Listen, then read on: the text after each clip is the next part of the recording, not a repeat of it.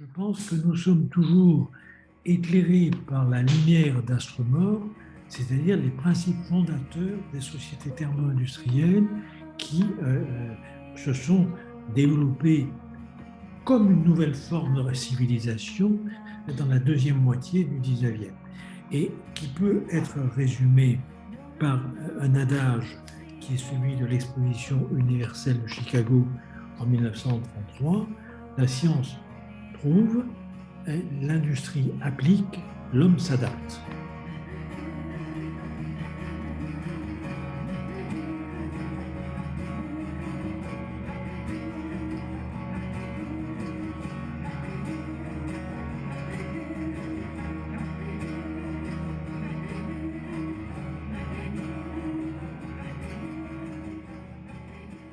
Vous avez dit qu'effectivement, les gens étaient désarmés au moment, par exemple, de l'arrivée du coronavirus, enfin de l'épidémie, de la pandémie.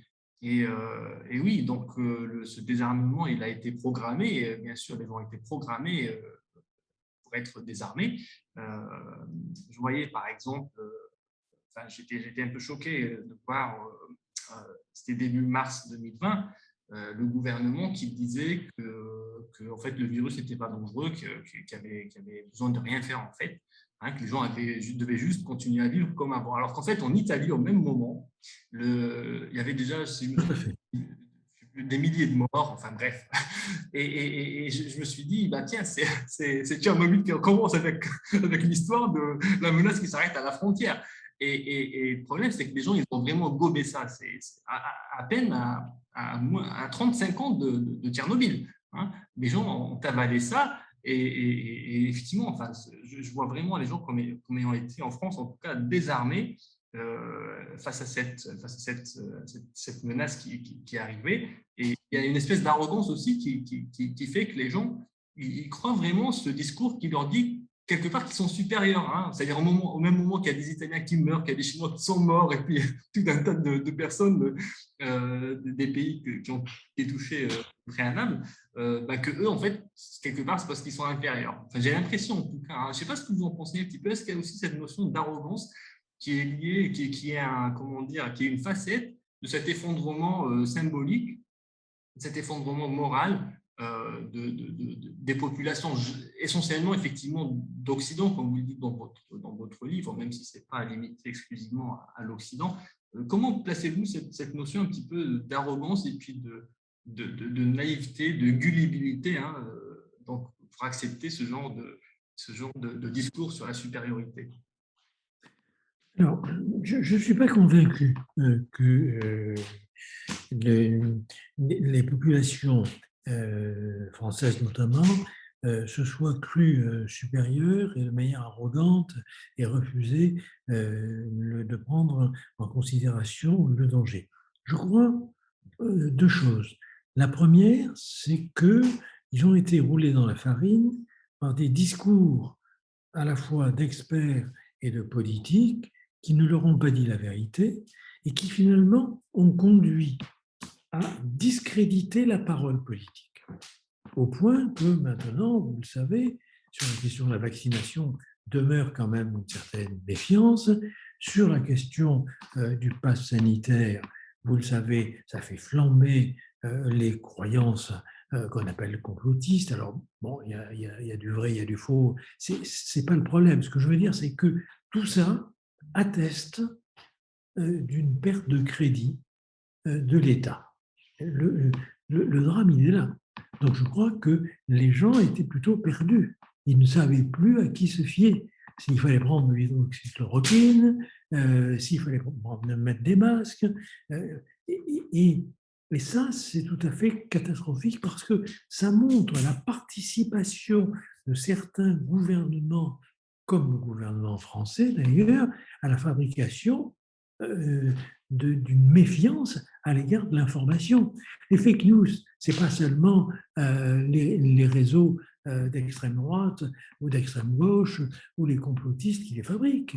À partir du moment où on dit que donc, on a les masques ne servent à rien, les masques ne doivent être portés que quand on est malade, où les masques doivent être obligatoirement portés, on ne sait plus à qui se fier. C'est-à-dire qu'on sent bien que la parole politique devient une responsabilité limitée au moment où elle est prononcée.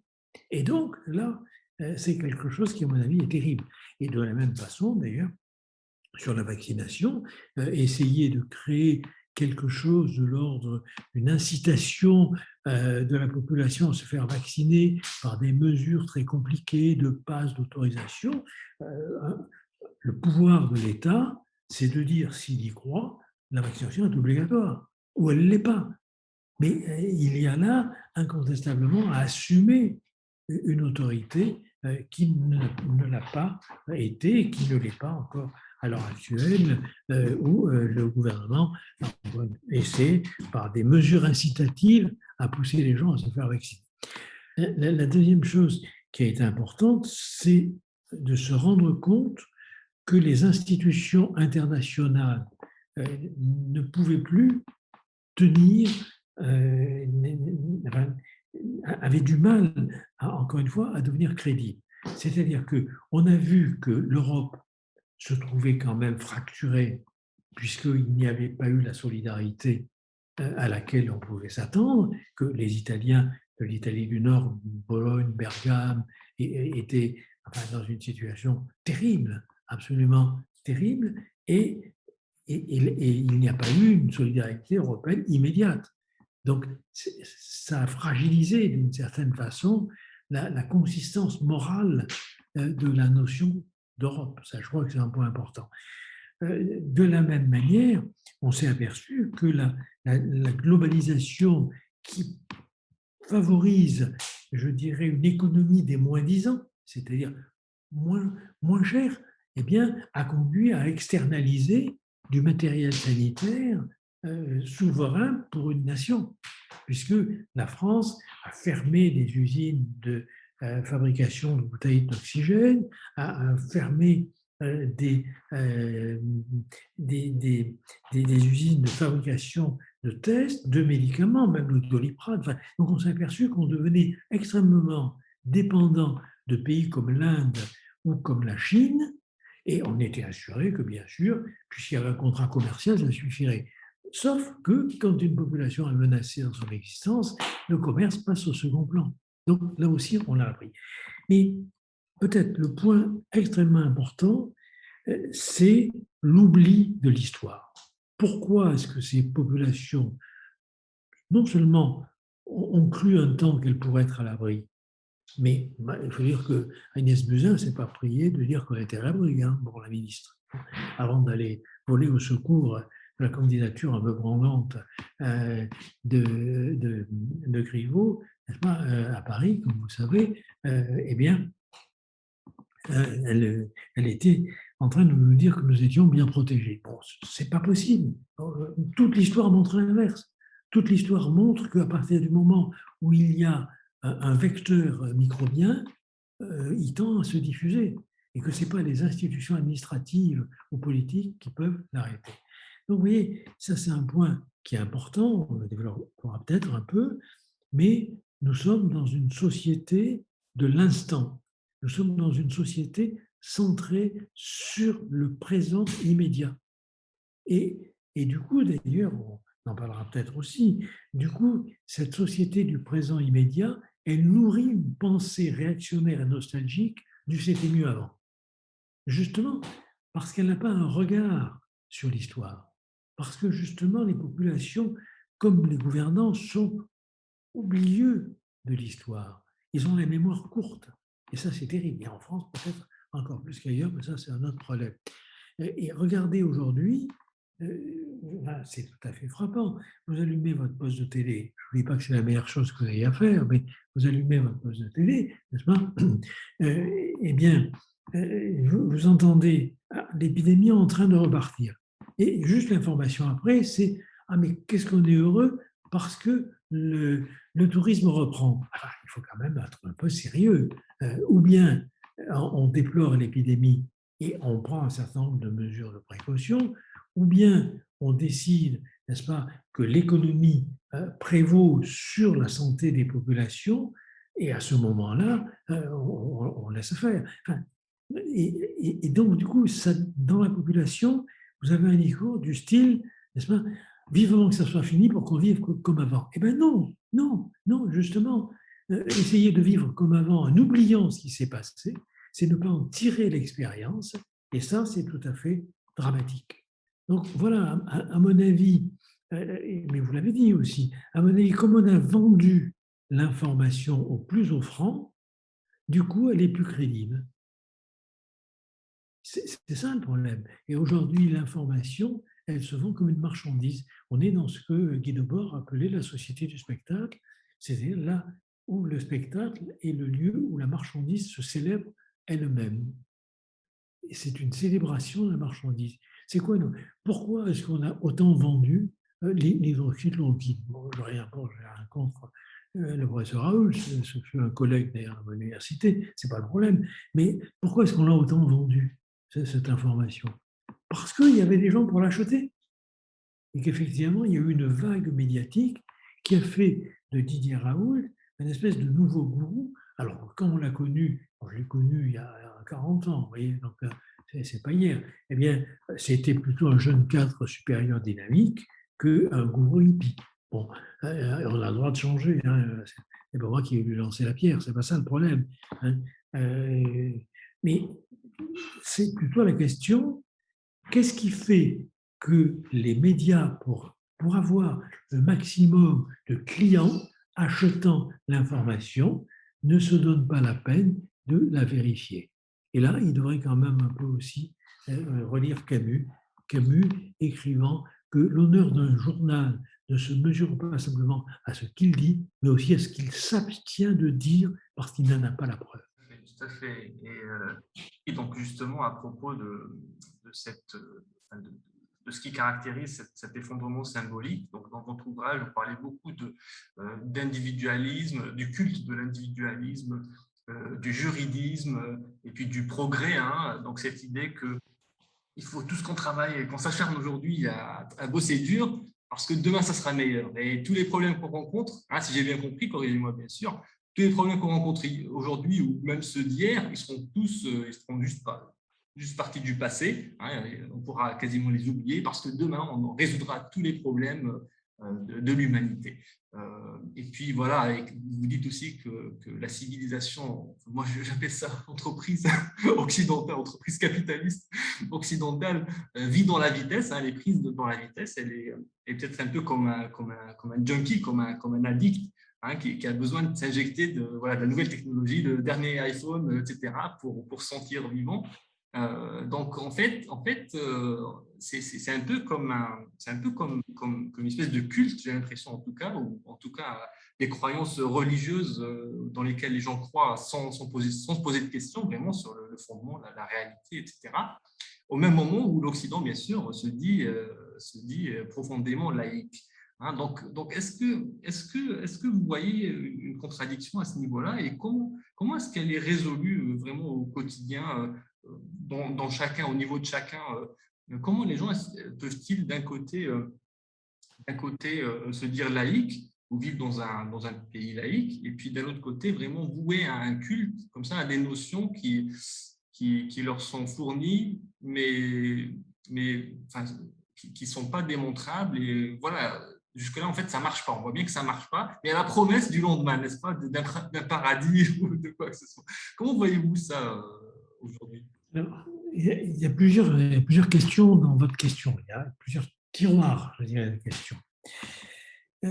Comme je vous l'ai dit, je pense que nous sommes toujours éclairés par la lumière d'astres morts, c'est-à-dire les principes fondateurs des sociétés thermo-industrielles qui se sont développées comme une nouvelle forme de civilisation dans la deuxième moitié du 19e et qui peut être résumé par un adage qui est celui de l'exposition universelle de Chicago en 1933, la science trouve, l'industrie applique, l'homme s'adapte. Donc on est toujours dans ce paradigme de l'adaptation qui est d'une violence matérielle et symbolique terrible et qui conduit, comme vous le savez, aux dépressions, au burn-out, aux accidents de travail, enfin, à l'état dans lequel se trouvent les peuples aujourd'hui.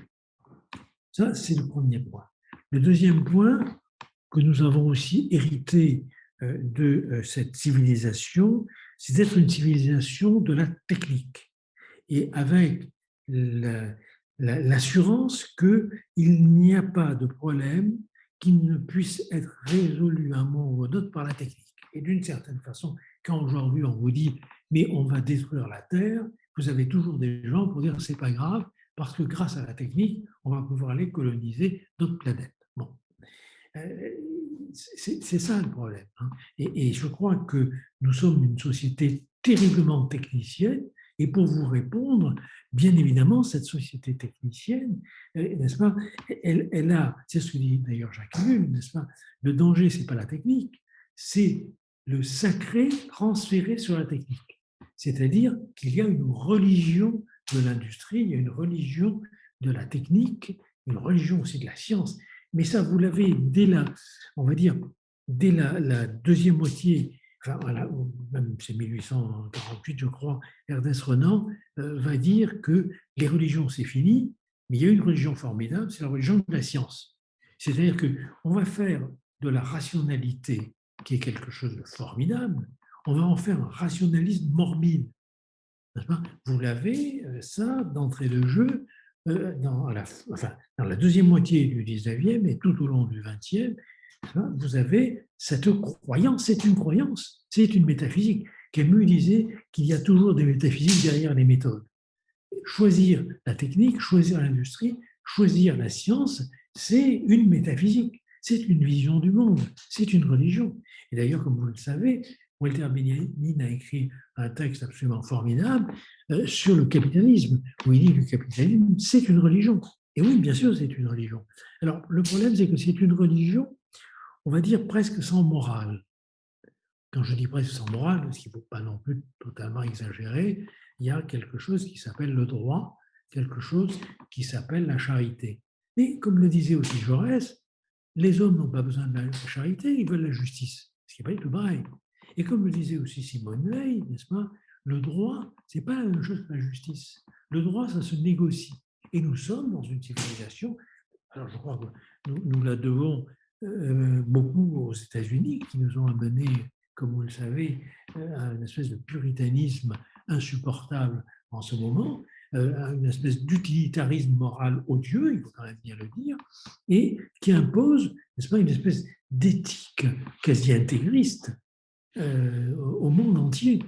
Je crois que c'est ça à quoi nous avons affaire, n'est-ce pas? Et cette éthique, c'est pas compliqué, c'est ce que j'appelle, vous m'avez lu et vous m'avez déjà interviewé, c'est ce que j'appelle la rationalité pratico-formelle. Qu'est-ce que c'est la rationalité pratico-formelle? C'est un mot que j'ai fabriqué à partir des concepts de Max Weber. La rationalité pratique, c'est la pensée des affaires, et la rationalité formelle, c'est la pensée du droit. Est-ce que c'est conforme ou est-ce que c'est pas conforme?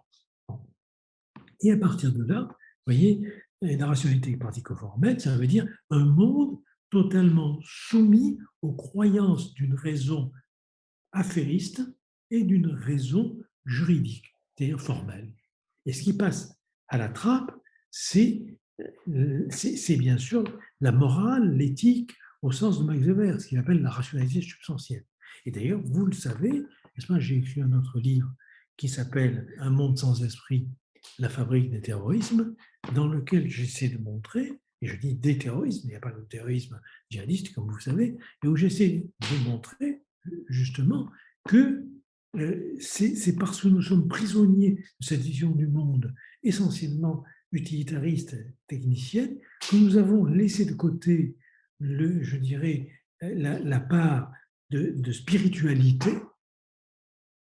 que finalement des sectes terroristes peuvent recycler à leur profit, que ces sectes s'inspirent du salafisme, du wahhabisme, mais aussi bien sûr, de l'intégrisme protestant ou catholique, ou juif. Hein. Donc, si vous voulez, il faut plutôt les entendre comme des symptômes. C'est comme la crise écologique, comme des symptômes d'une maladie.